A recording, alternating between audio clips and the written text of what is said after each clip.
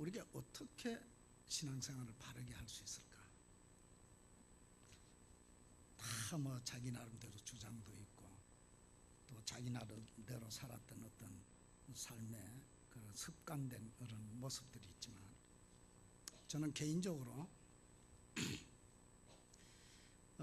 우리 구약 시대에는 그 다니엘, 물론 훌륭한 분들이 많지만 다니엘을 보면 흠이 없는 삶을 사실 살았습니다.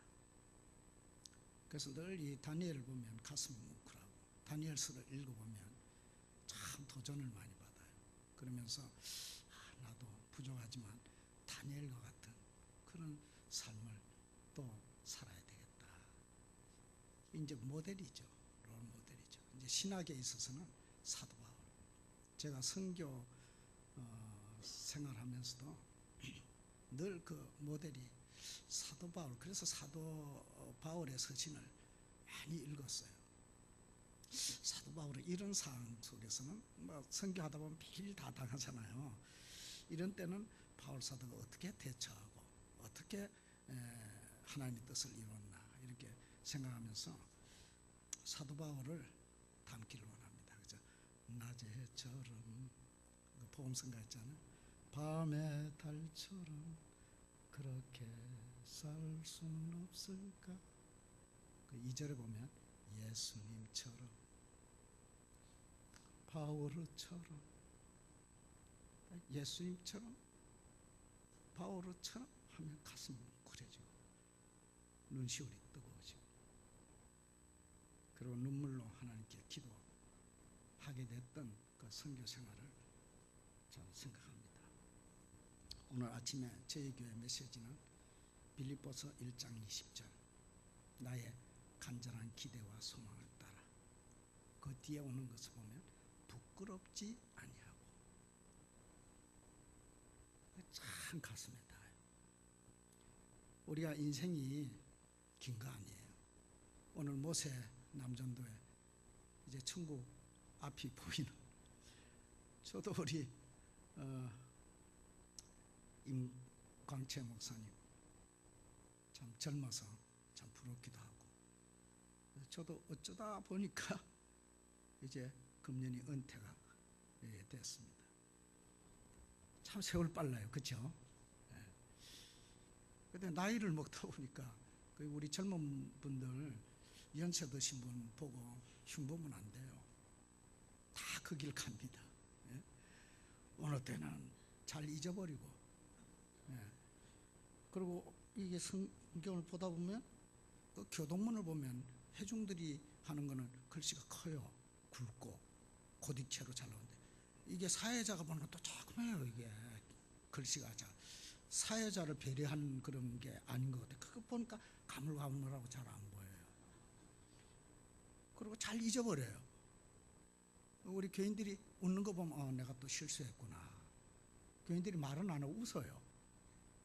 특히 이 숫자 개념에는 제가 말이 이렇게 틀립니다. 오늘 이 본문의 말씀은 제가 최근에 하나님께서 저에게 강하게 감동으로 닿았던 말씀입니다. 너는 가서 마지막을 준비하라. 참 기가 막힌 말씀이에요. 우리가 다니엘 하면 그 이름의 뜻이 하나님은 나의 심판자라 하는 뜻입니다. 구약의 4대 선지자 중에 한 사람으로 유다 지파에 속해 있던 왕족 귀족입니다.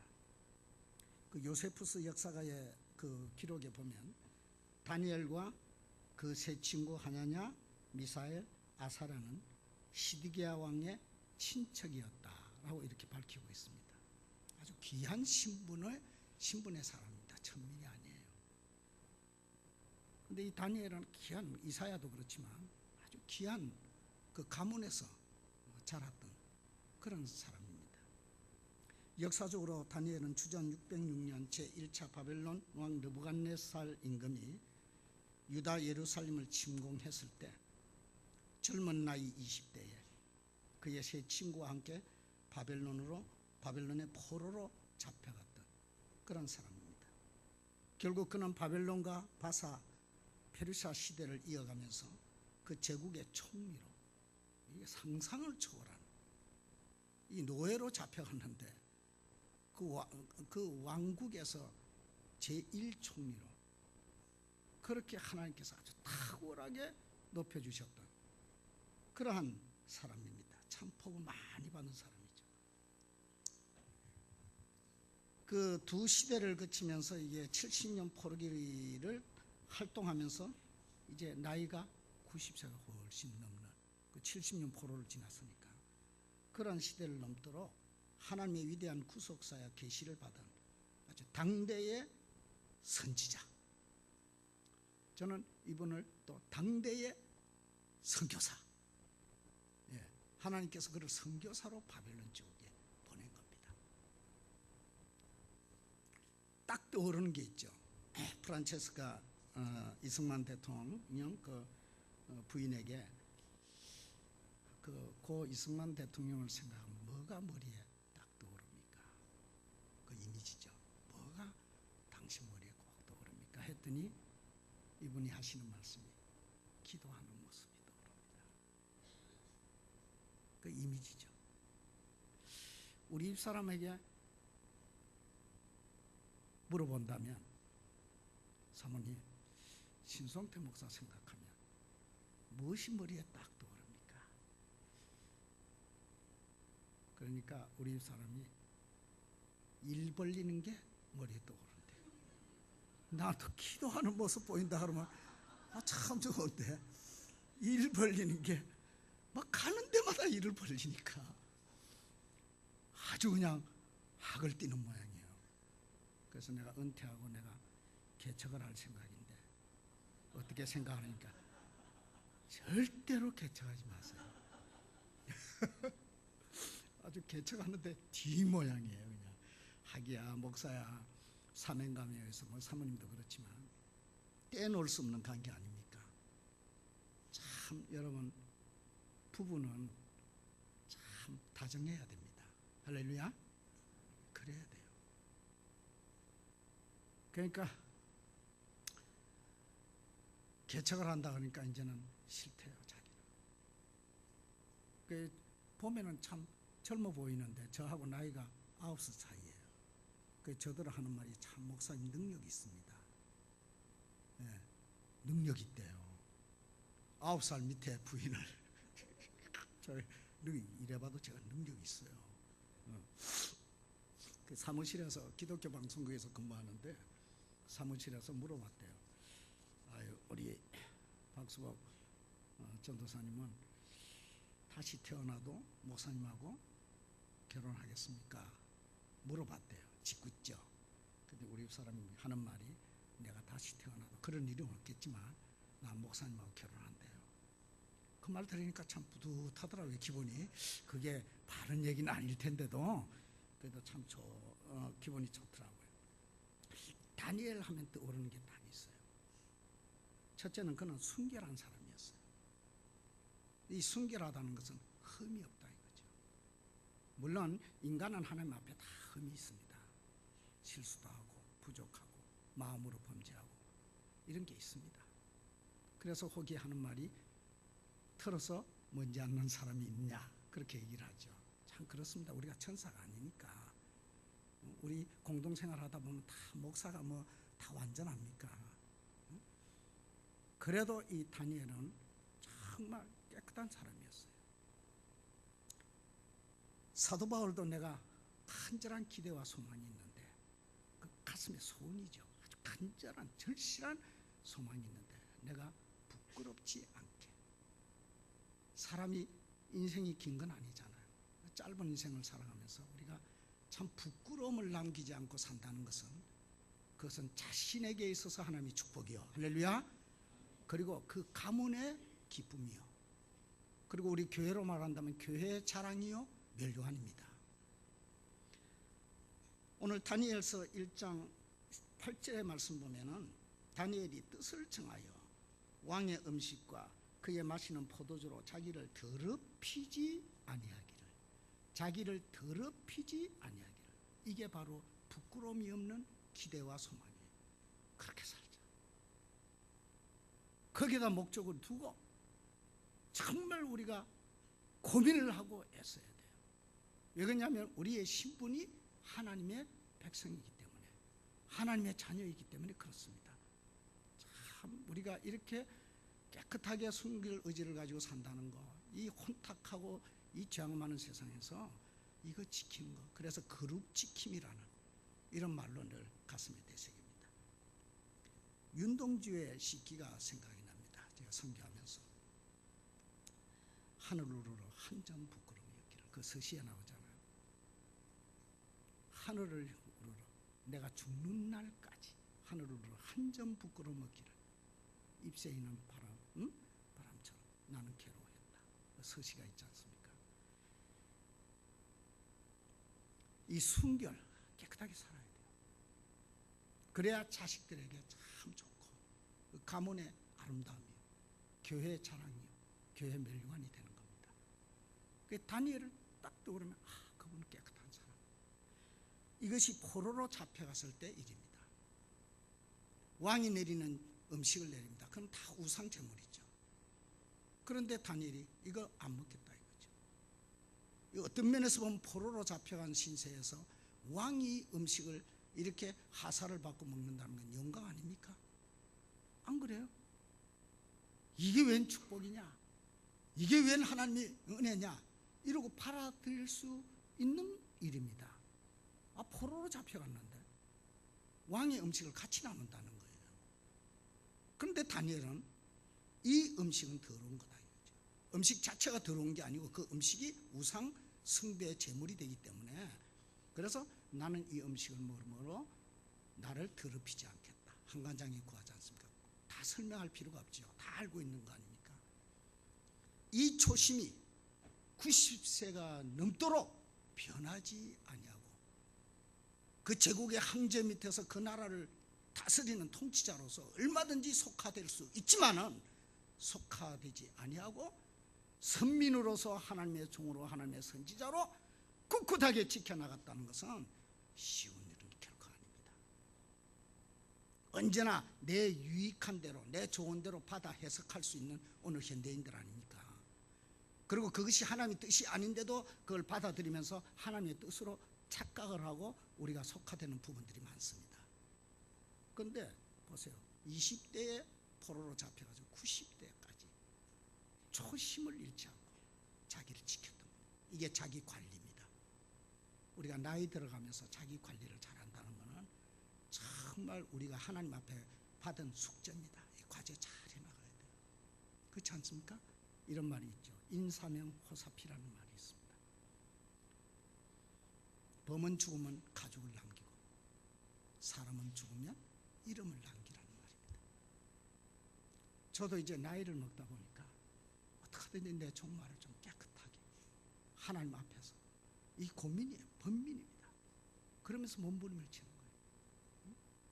내가 이 세상 떠난 다음에 내 자녀들이, 내 후대 사람들이 나를 어떻게 평가할까? 물론 그게 중요하죠. 그러나 그보다 중요한 건 하나님의 평가죠. 둘째로 그 딱 떠오르는 게 뭡니까? 그는 기도의 사람이다. 할렐루야. 여러분 참 귀한 기도의 사람. 다니엘이 이 조서에 왕의 도장이 찍힌 것을 알고도 자기 집에 들어가서는 윗방에 올라가 예루살렘으로 향한 창문을 열고 전에 하던 대로 하루에 3번씩 무릎을 꿇고 기도하며 그 하나님께 감사하였더라. 이 의인을 지키고도, 이 말은 다니엘을 시기했던 사람이 모함으로 모함으로 다리오 임금, 그때 다리오 임금만 충성하게 해주십시오. 다른 것은 용납되지 않게 해주십시오. 만일에 다른 짓을 하면 사자굴에 넣겠다는 악법이 정해진 겁니다. 그런데 여기 보면 이 조서에 도장이 찍힌 것을 알고도, 의인이 찍힌 줄을 알고도, 이 말은 이 다니엘은 그 사실을, 그러면 사자굴 속에 들어가는 것을 알고도, 이 말입니다. 이걸 알고도 예루살렘에 향한 창문을 열어놓고 기도합니다. 저만 같아도 이럴 겁니다. 아이고, 이거 이제 사자굴 속에 들어가는데, 문 닫아 걸고 하면 뭐 되지 않냐, 그런 생각 안 듭니까? 저는 그랬을 것 같아요. 기도는 안 할 수는 없고, 이 사람들이 분명히 뭔가 이걸 덜미로 해가지고 나를 사자굴 속에다 넣으려고 그러니까 그 공포잖아요. 그 악법이잖아요. 그러면 우리 마음속에 그런 게 지혜가 또 올 거예요. 그런 지혜가 문 닫아 걸고 하나님 앞에, 하나님이 어디나 다 계시 보시는 분인데 할 수 있을 겁니다. 그런데 이 다니엘 보세요. 딱 예루살렘 향하여 창문을 열어놓고, 이 솔로몬이 그 기도했던, 성전을 봉헌할 때 기도했던 상황입니다. 창문을 열어놓고 하루 3번씩 정해진 기도 시간입니다. 어떤 상황에 따라서 변하는 기도가 아니고 딱 정해진 기도, 하루에 3번씩 예루살렘을 향하여 창문을 열어놓고 무릎을 꿇고 하나님께 기도한다. 다 보고 있는 걸 알아요. 공개적인 기도입니다. 너무너무 당당한 기도입니다. 이 하나님을 향한 절대 신뢰가 없으면 아주 비겁자가 되어서 어떤 방법을 추구했겠지만, 다니엘은 죽을 것을, 한마디로 말해서 죽을 걸 알고도 뭐 했다? 기도했다는 겁니다. 기도가 그렇게 중요한 거예요. 그래서 다니엘은 이때만 기도하는 거, 하루에 3번씩, 다시 말하면 90세가 되어서 너 이제 가서 마지막을 기다리라 하고 하나님께서 명령, 목숨 끝나는 그 순간까지 이 기도는 변함이 없었다는 얘기입니다. 기도하세요. 절대로 오늘 이 본문의 말씀이 그냥 주어진 게 아니라는 것이 제 가슴에 강하게 닿아요. 너는 가서 내 마지막을 기다리라 하는 말씀이 하나님의 축복입니다. 엄청난 축복이에요. 그 축복이 그냥 주어진 건 아니다는 얘기예요. 순결을 지키는 것을 끝까지, 죽을 때까지, 기도하는 것을 죽을 때까지, 그게 기도가 그렇게 중요해요. 오늘 현대교회 비극이 뭡니까? 기도를 하지 않는다 이거죠. 기도 안 합니다. 그런데 다니엘은 기도의 사람, 3번째로 그는 영감의 사람, 성령이 충만한 사람이었어요. 느부갓네살 임금의 금신상 꿈을 해석하고, 그리고 큰 나무와 순찰자의 꿈을 해석을 해줍니다. 그 영감 없이는, 하나님의 영이 감동이 없이는 그 해석을 못해요. 그거는 하나님의 구속사에 굉장한 어떤 역사를 꿈으로 보여준 것을 해석하는 겁니다. 여러분 잘 아는 대로 벨사살 임금 때 그 잔치석의 분벽에 사람의 손가락이 나타났어요. 메네메네 데겔 우바루신이라, 그 어느 누구도 해석을 못하는 그 글을 다니엘이 해석을 해줍니다. 영감이에요. 그 밖에 자기가 개인적으로 꿈을 계시진 하나님의 구속사의 그 대드라마를 꿈으로 다 받고 환상으로 받고 그랬던 영감입니다. 성령 충만. 보세요. 기도 충만하니까 영이 충만하다 이거예요. 믿기를 축원합니다. 여러분 오늘날 우리 교육자들이 이걸 놓치면 안 돼요. 그래서 베드로가 공회 앞에 말하기를, 모든 주의 제자들이 말하기를, 우리는 기도하는 일과 말씀 보는 일과 기도하는 일에 전무하리라. 할렐루야. 기도가 그렇게 중요한 거예요. 목사님 어디 요즘 굉장히 바쁘시죠? 예, 바쁩니다. 그러나 아무리 바빠도 기도 시간 놓쳐서는 안 돼요. 일을 하다가도 기도하고 정말 싫어 기도를 해야 된다. 넷째로 그는 어떤 사람이냐? 은총의 사람입니다. 오늘 느부갓네살 임금이 이렇게 다니엘이 기도할 때 금식기도 하지 않습니까? 기도할 때 가브리엘이 하나님의 이게 특명을 받아가지고 내려옵니다. 여러분 꼭 기억하세요. 기도하면, 우리는 기도하면 하나님의 천사가 움직여요. 할렐루야. 다니엘이 기도할 때 하나님의 천사장 가브리엘이 내려옵니다. 큰 계시의 은총을 해석해 주기 위해서 내려옵니다. 내려와서 다니엘에게 하는 말이, 너는 크게 은총을 입은 자라.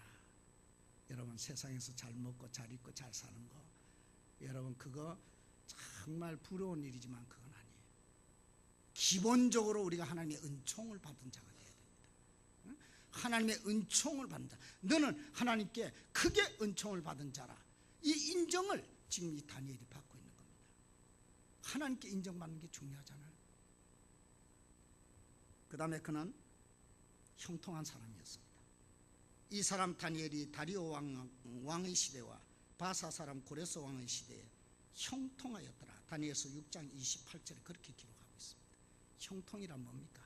하나님께서 함께 하실 때 하나님께서 어떤 난간을 뚫어주시는, 그러니까 형통이란 뜻은 성공한다, 뚫어준다는 그런 뜻이 아닙니까? 하나님이 함께 하시는 거예요. 사사건건 어떤 일을 만나든지 하나님이 함께 하신다는 겁니다. 하나님의 축복이 함께 하잖아요. 그리고 마지막으로 그는 축복의 사람입니다. 오늘 너는 가서 마지막을 기다리라. 참 이것은 다니엘이 마지막 종말, 제 생애 종말에 받았던 하나님의 큰 축복의 메시지입니다. 오늘 너는 가서 마지막을 기다리라는 이 말씀을 직역하면 너는 끝까지 가라,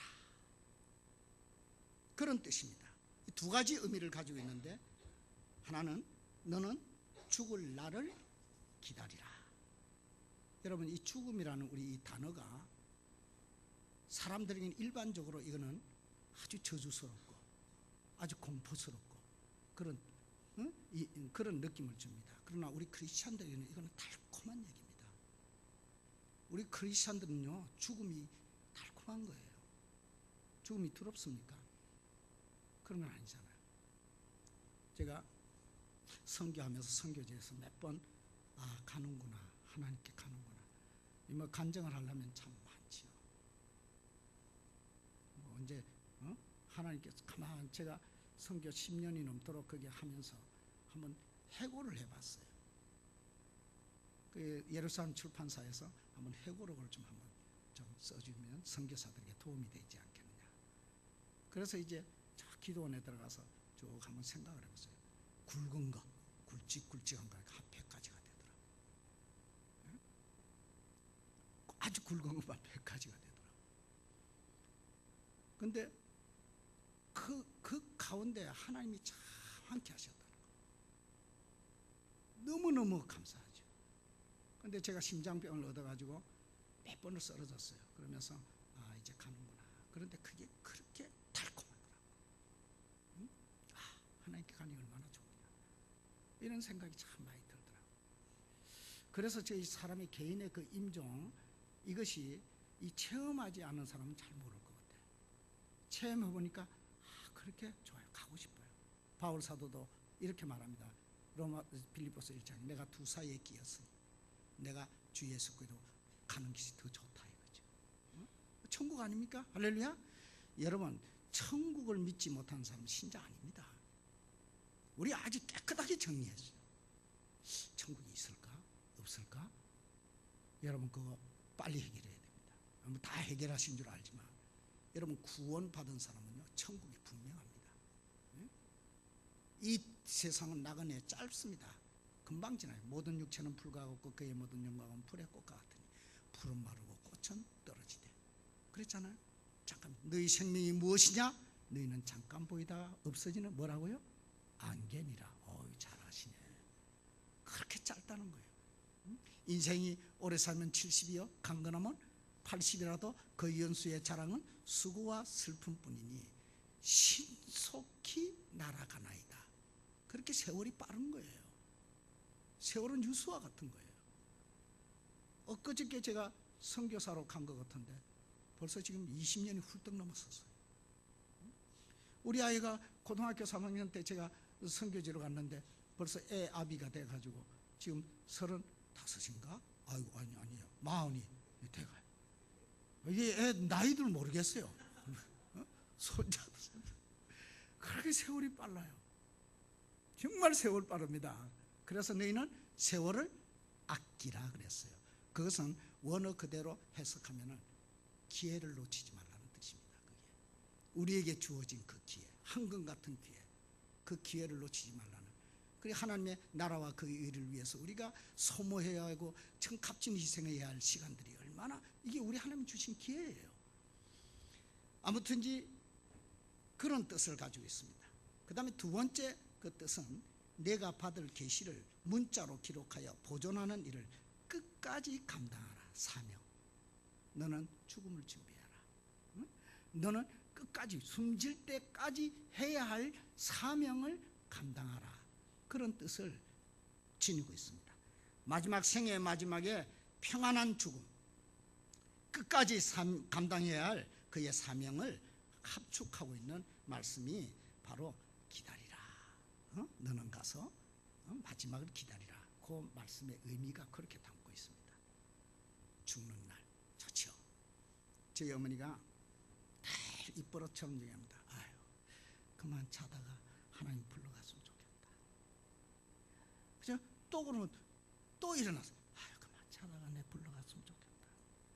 자다가 천국 갔으면 좋겠다. 우리 어머니는 그 받은 그 축복이 있어요.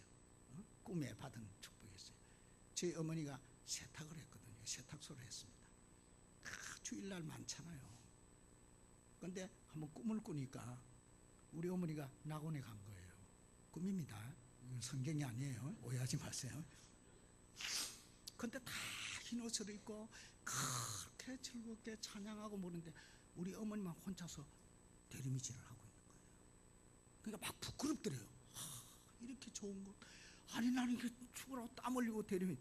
그 꿈 꾸고 난 다음에는 세탁소 문을 닫아버렸어요. 주일날 일체 일 안 하고. 그런 어떤 그 반면에 저희 어머니가 참 우리 두 아들 키우느라고 어려서부터 제가 태어나기를 사알린에서 태어났잖아요. 그래서 제가 선교사로서 알린에 갔으면 제대로 찾아가는 겁니다. 근데 카자흐스탄 알마타에 뚝 떨어졌어요. 그 어릴 때 참 우리 어머니가 제가 죽을 병에 걸려가지고 막 괴로워할 때 그 목사님 와서 기도하고 제가 나았대요. 그래가지고 교회에 출입하기 시작한 것이 우리 어머니의 신앙생활입니다. 쭉 변함없이 신앙생활에 오셨는데 그저 늘 기도죠. 저희 어머니는 그냥 앉아, 우리 손자들 뭐 학교 간다 다녀오겠습니다 그러면 그래 갔다 와 그러고 문 닫아 그러고는 기도합니다. 항상 기도. 그러면서 내가 좀 평안히 잠자다 갔으면 좋겠다 늘 그랬어요. 근데 저는 그게 듣기 싫더라고. 아 어머니 왜 그런 말씀을 자주 하십니까? 아이고 그런 말 참 듣기 좀 거북하네요. 뭐 이랬어요. 그런데 그게 내 소리가 됐어요. 지금은. 그게 내 소리가 된 겁니다. 그러면서 이 다니엘의 너는 가서 마지막을 기다리라는 말씀이 저에게 충격적으로 닿는 겁니다. 근데 우리 어머니가 그 크게 원하는 대로 가셨어요. 원하는 대로 아주 가셨습니다. 그 기도한 대로 그냥 갔어요. 그게 왜 그러냐 물어봤더니 내가 늙어서 병들면 교회에 누가 되고 자식에게 누가 된다. 그 부모 마음이죠. 그렇죠? 그래서 적당한 때 하나님이 잠자시 불러주면 자식들도 고생 안 하고 교회도 누가 안 되고 이 말이 이제 나한테 들리는 말이에요. 합니다. 그리고 기도해요. 저는 지금 그렇게 기도합니다. 내 생애를 하나님 제가 고비 넘긴 걸 생각해보면 하나님 적당한 때 하나님 불러주십시오. 첫째는 하나님의 영광을 위해서입니다.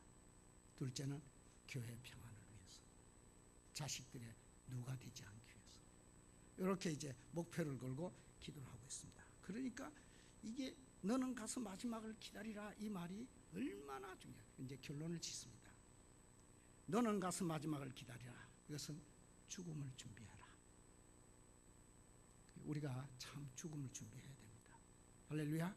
모세 남전도회니까 제가 이런 말을 하면 저도 모세에 속하는 그 아닙니까?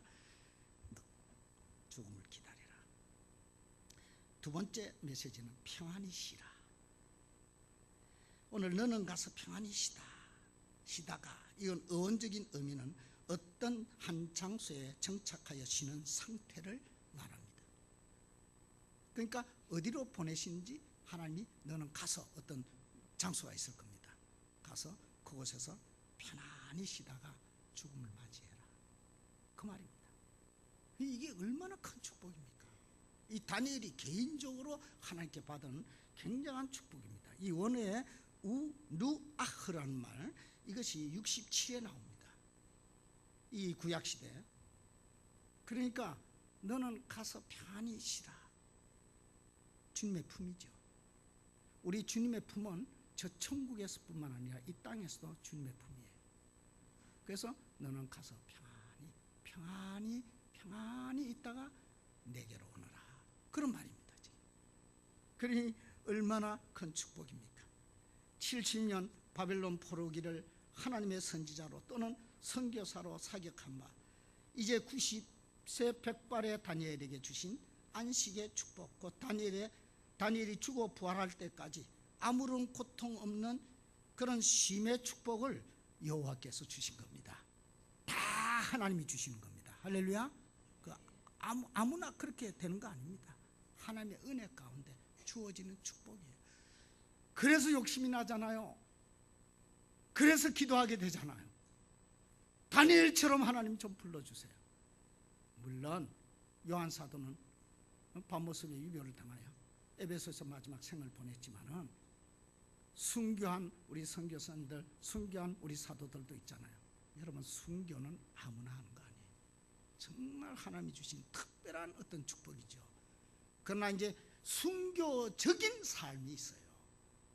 순교가 아니고 순교적인 삶, 그 자체가 오늘 다니엘의 삶이었다 이 말이죠. 예? 순교를 지키는 것이 순교요. 기도를 끊임없이 하는 것도 순교요. 그리고 하나님의 은총을 받은 자라는 인정을 받는 것이 순교적인 삶이에요. 여러분, 우리의 삶이 순교는 하나님께 있어요. 그러나 하나님이 특별히 순교자의 피를 요구하실 때 하나님이 하시지만 우리의 삶은 순교적인 삶이 되어야 됩니다. 그래야 부끄럽지 않아요. 그래야 하나님 앞에 우리가 그나마 당당하게 설 수 있지 않습니까? 여러분, 우리 주님 앞에 섰을 때 단체적으로 주님 앞에 서지 않습니다. 개개인적인 심판입니다. 각자의 행한 대로. 그랬잖아요. 교회 크게 일궜다고 그 덩어리 가지고 하나님 앞에 서는 거 아닙니다. 아무리 큰 교회 대교회를 해서도 그분 혼자 주님 앞에 1대1로 서는 겁니다. 저는 중환자실에서 이것을 아주 절실히 체험을 했습니다. 대수술을 마치고 중환자실에 들어갔을 때 우리 큰아들이 엄마, 아버지 보고 놀라지 마세요. 뭐 여기 꽂고 여기 꽂고 여기 꽂고 뭐 다 이랬으니까 놀라지 말라 그런 거예요. 근데 거기에서 저에게 하나님께 개인적으로 저에게 주신 하나님의 메시지가 있어요. 근데 딱 하나, 제가 어떤 기도를, 이 은혜입니다. 하나님, 내 영혼을 받아주세요. 이 기도가 나오는 거예요. 그때 그걸 기도하고 난 다음에 얼마나 저에게 뿌듯함이 찾아오는지. 근데 실제로 그런 주님과 1대1로 서는 그 마당에 내가 뒤를 돌아봤어요. 뒤를 돌아보게 하시더라고요. 그때 터져나온 복음송 가사가 내 평생 살아온 길 뒤를 돌아보니 걸음마다 자국마다 다 죄뿐입니다. 이게 그냥 터져나온 거예요. 남들은 얘기하죠. 신목사님 개척도 많이 하고 참 신목사님 선교도 가고 이렇게 저한테 뭐 칭찬을 하지만 사실 주님 앞에 딱 서보니까 뒤돌아보니까 한 일이 없어요. 죄송한 것뿐이에요. 그 다음부터 나오는 기도가 주님 죄송합니다. 죄송합니다. 죄송합니다. 주님 앞에 뭘 자랑할 게 있어요. 그래서 사도 바울이 마지막 고백이 고린도 전서 15장 보면 나의 나 된 것은 하나님의 은혜라. 정말입니다. 하나님의 은혜로 우리가 살아가고 있는 겁니다. 하나님의 은혜로 다니엘이 그 엄청난 환난기 70년을 통과하면서도 하나님의 은혜로 총리가 되고 하나님의 은혜로 계시를 받고 하나님의 은혜로 이제 종말 계시까지 꿰뚫어보는 그러한 축복을 받은 거 아닙니까? 아무튼 이제 오늘 본문의 말씀 통해서 마지막으로 내 몫을 누릴 것이라. 오늘 너는 가서 마지막을 기다리라. 두 번째는 평안히 쉬라. 이게 평안한 죽음을 얘기하는 겁니다. 네? 평안히 쉬라. 마지막으로 내 몫을 누릴 것이라. 이게 뭡니까? 내세적인 하나님의 축복을 말합니다. 상급을 얘기하는 거. 네가 앞으로 천국에서 큰 상을 받을 것이다 하는 그런 말씀입니다. 이 세 가지 말씀 우리 남전도 회원들이, 저는 제가 받았던 그 감동의 말씀이기 때문에 같은 배를 타고 가는, 같은 연배의 배를 타고 가는 제 입장에서 여러분들에게 이 말씀을 좀 전하고 싶어요. 큰 축복입니다. 다니엘이 개인적으로 받은 큰 축복. 그러면 이제 정리를 합시다. 이 축복이 그냥 주어진 건 아니다. 전체가 하나님의 은혜지만 그로 하여금 그 은혜가 순결을 지키게 했고, 그 은혜가 기도를 쉬지 않게 했고, 그 은혜가 그로 하여금 형통한 사람, 그 은혜가 그로 하여금 은총의 사람이라는 그 마지막 죽음의 종말에 큰 축복을 받았던 그런 다니엘의 모습을 봅니다. 오늘 모세 남전도에 여러분 언제 하나님이 부르실지 몰라요. 그렇죠? 내일이라 오라면 가야 되잖아요. 생명은 내 거 아닙니다. 하나님이 호출령 내리면 그냥 가야 됩니다.